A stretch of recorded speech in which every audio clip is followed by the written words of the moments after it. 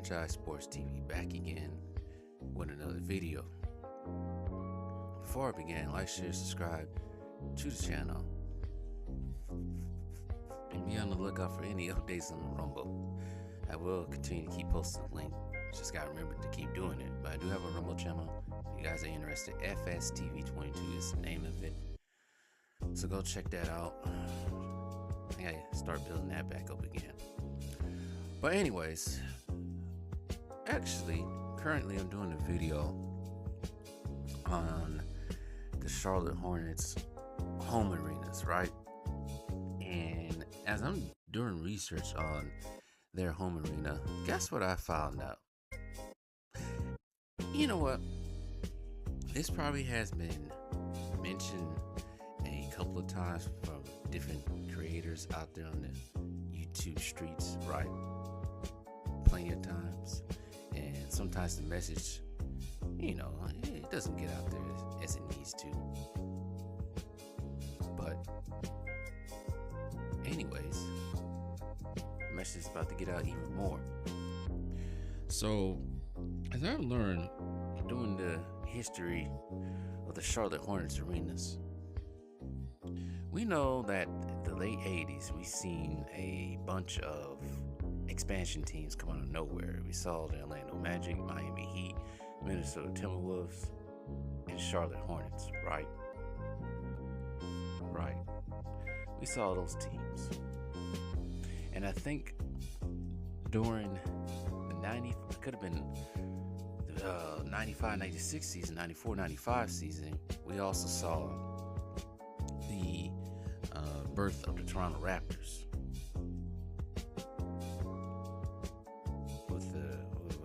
What's the newest franchise? The Pelicans, New Orleans Pelicans, who absorbed all the Hornets' accomplishments in New Orleans. I still don't know how that works. But yeah, we saw an expansion, right? We did. And some of those teams, don't get me wrong, they was trash their first seasons. Yeah, all four of those teams that came around the late 80s, they were trash. Off the top of my head, the Charlotte Hornets, I think, was like 20-62 their first season in the NBA. But Orlando, Miami, Charlotte, maybe Minnesota, were all eventually playoff teams within almost 10 years. But here's what the La Media says, and I know this, what I just said, the La Media, I know that has freaking irked some people when I say that. I seen it on my comment section when I talked about Moses Malone not too long ago. I don't know why it gets these guys so much in their feelings about that. It's just funny. All right, it's very funny. And how can I forget the Vancouver Grizzlies too, who also expanded in the 94-95 season. After that season, and by that time, eventually you're almost 32 teams coming in. But let's look at something right quick.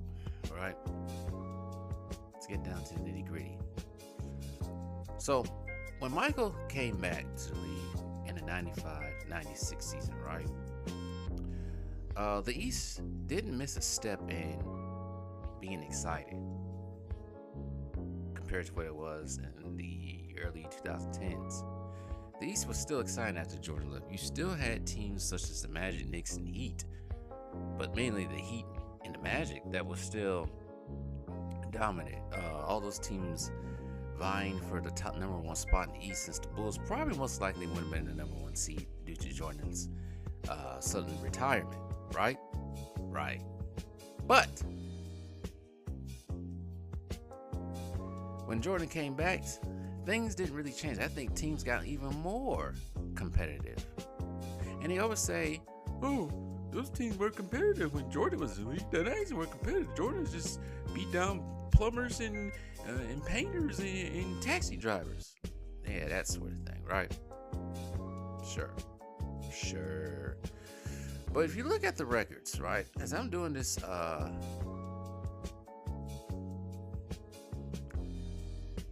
as I'm doing the video for the Charlotte Hornets, I look at the records of some of the teams during this time, right? For example, if you want to go back to the 94-95 season when Jordan wasn't even there, just for example, just start with that season before the expansion teams came around.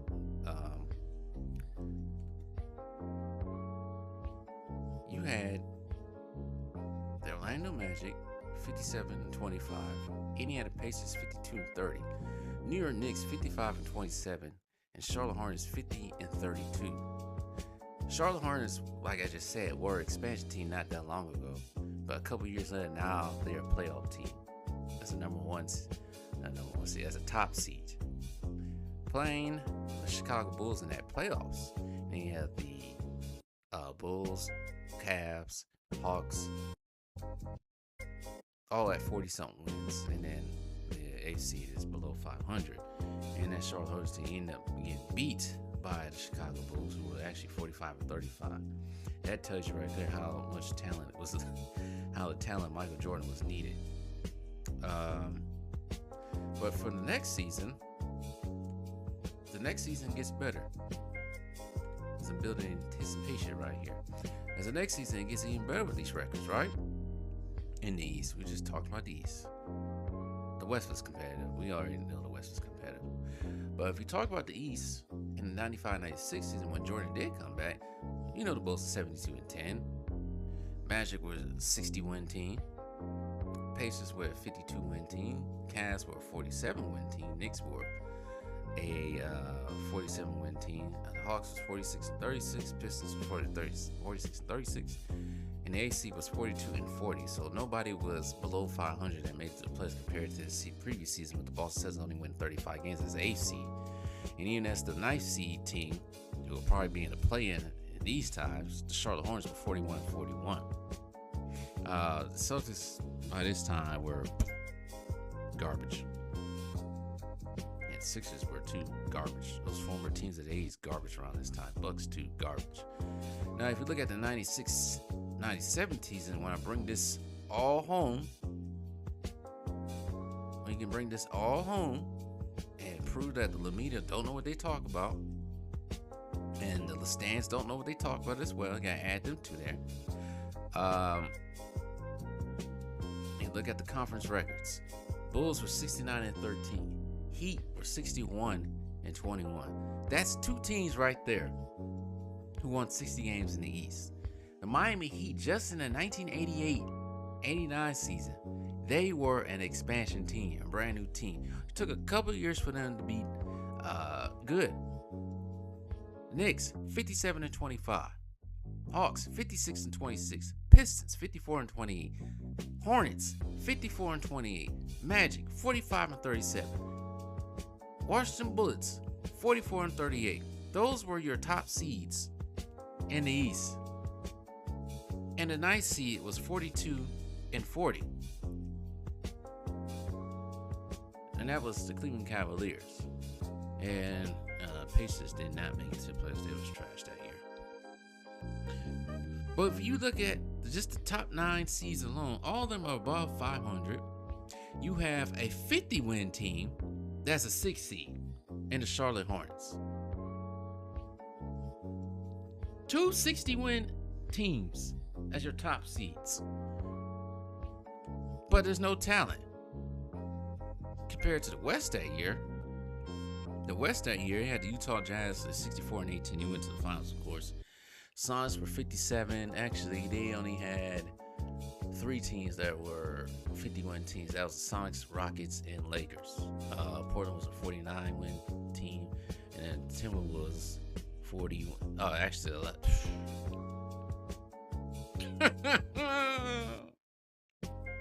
I laugh. You know why I laugh? Because after the Portland Trailblazers, who were 49-33, the 6th, the 7th, and the 8th seed were trash, record-wise. The Timberwolves, the expansion team, 40-42. The Phoenix Suns, 40-42. The Los Angeles Clippers, aka Strippers, 36-46. So what division, what conference was more competitive and dominant during Jordan's time? The East or the West? Especially in the 96-97 season. And you know who was on these teams in the East? You know who was on those teams in the East? Because they said there was no superstar there, but Jordan was playing against plumbers, right? So, let's look at the Miami Heat. We already know who was on the Bulls. Let's look at the Miami Heat for these kids that don't know nothing that was born in 2005. Now, this is not, I guess you could say this. Yeah, definitely. On the Miami Heat, there was Bruce Brown, who, you know, will be on the Spurs many years later. Tim Hardaway, Hall of Famer. Jamal Mashburn, not a Hall of Famer, but a perennial All-Star. Alonzo Mourning, Hall of Famer. Sean Leonard, P.J. Brown, a champion.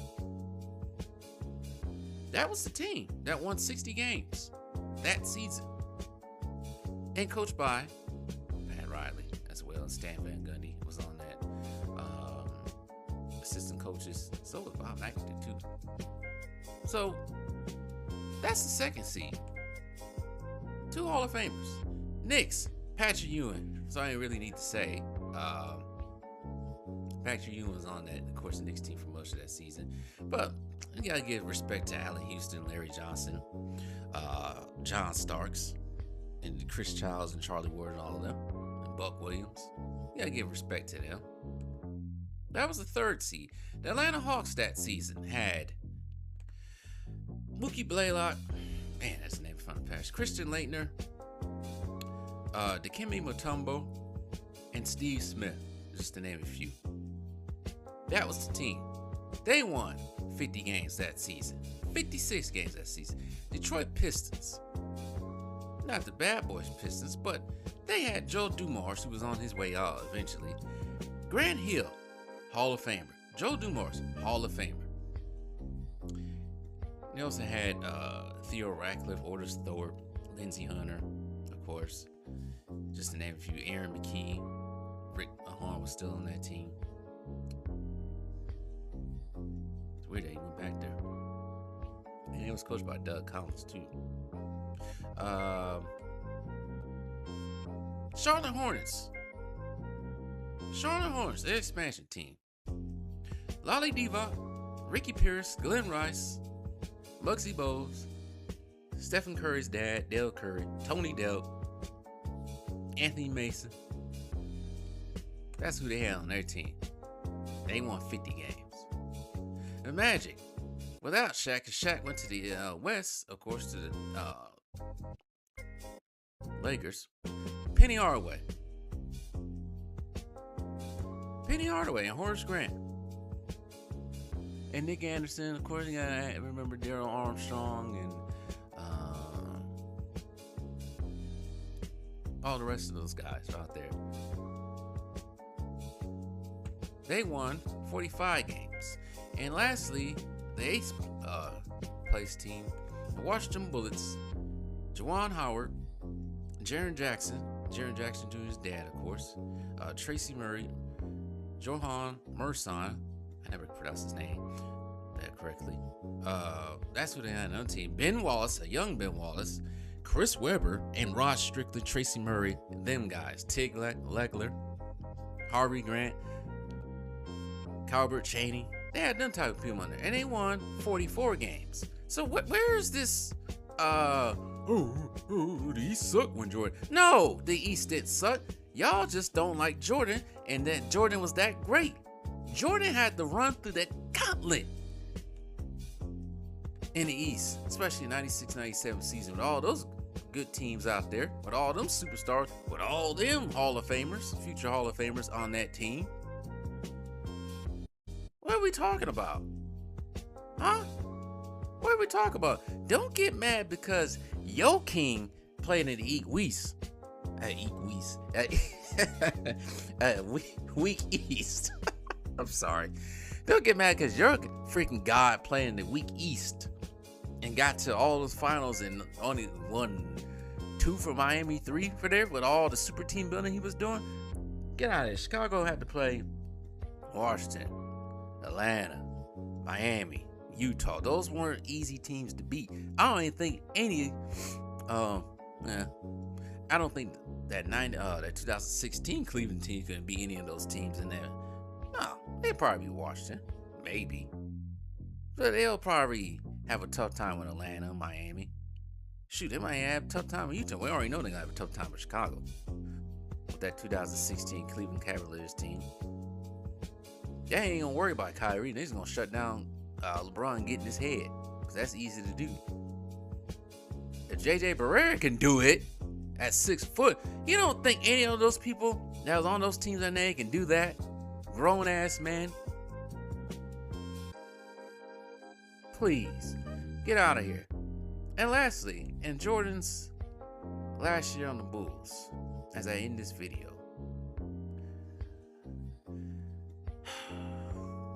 not as